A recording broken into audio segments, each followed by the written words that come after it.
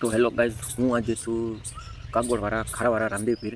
અને રામદેવ પીરનું મંદિર પણ કહેવાય છે, કાગોળના રામદેવ પીર કહેવાય છે. અને એનું તમને હું લોકેશન બતાવું છું અત્યારે. આ છે અત્યારે કાગોળ ખોડલધામ રસ્તો જે મારી ગાડી પડેલી છે, ખોડલધામ રસ્તો છે. અને આ ભવ્ય મંદિર છે આપણા કાગોળનું રામદેવ પીરનું જૂનું મંદિર કહેવાય છે, ખારાવાળા રામદેવ પીર. તમે જોઈ શકો છો આજે આ બધું આ રામદેવ પીરનું મંદિર છે. અહીંયા આપણે જ્યાં આપણે અત્યારે બેઠા હતા, આપણે જ્યાં શાંતિ અનુભવ થાય છે કે જેવા રામદેવ પીરનું મંદિર છે. મસ્ત અત્યારે દર શનિવારે અહીંયા ભજન થાય છે. અને આપણે તમને અત્યારે પહેલાં રામદેવ પીરના દર્શન કરાવું છું. રામદેવ પીરના નેજા છે અત્યારે. અત્યારે બાપુ રાતે અહીંયા આરતી કરવા આવે છે, ત્યારે હોય છે નહીં.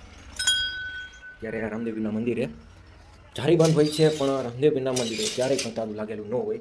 એટલું રામાપીરનો હાથ કે રામાપીરનો એટલો પરચો છે અહીંયા. આપણે બહુ જૂનું ને ભવ્ય મંદિર કહેવાય છે. આ જૂનું આપણું રામદેવ પીરનું મંદિર છે. શકો છો જે આપણે અહીંયા રામાપીરના મંદિરે જ છીએ અત્યારે. આપણે બાપુ છે જે ધ્યાન રાખે છે. અને આપણે ભાદરવી 11ના દિવસે ભવ્ય અહીંયા હોય છે, ઉત્સવ હોય છે.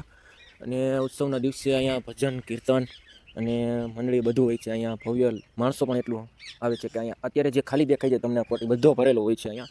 અને આપણે એક જૂનું કે કહેવાય કે કેટલા વર્ષો થયા આપણે એકવાર રામાપીરનું મંદિર, આપણે જે વરસાદ આવ્યો હતો ત્યારે મંદિર પાણીમાં વહી ગયું હતું. ત્યાં એક પટારો જે જૂનો પટારો છે, તમને પટારો બતાવું તો આ છે. અને અત્યારે બાપુ પણ આપણે આવેલા છે, બાપુના તમને દર્શન પણ કરાવું. આપણે અહીંયા બાપુનું સ્થળ છે. બાપુ અહીંયા ભજન કીર્તન અહીંયા આપણે દર શનિવારે ચાલુ હોય છે. આ છે આપણા કાગોળના બાપુ, નવીન બાપુ. જય રામાપીર બાપુ, જય રામાપીર. અને તમે જોઈ શકો છો અત્યારે બાપુ આપણે આવી ગયા છીએ.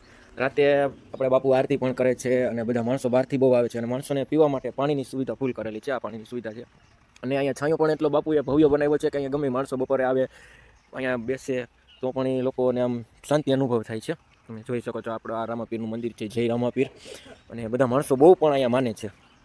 અને ગાઈઝ, આવા જ વિડીયો જોવા માટે મારા આઈડીને લાઈક, ફોલો અને શેર કરજો. જય માતાજી, જય હિન્દ.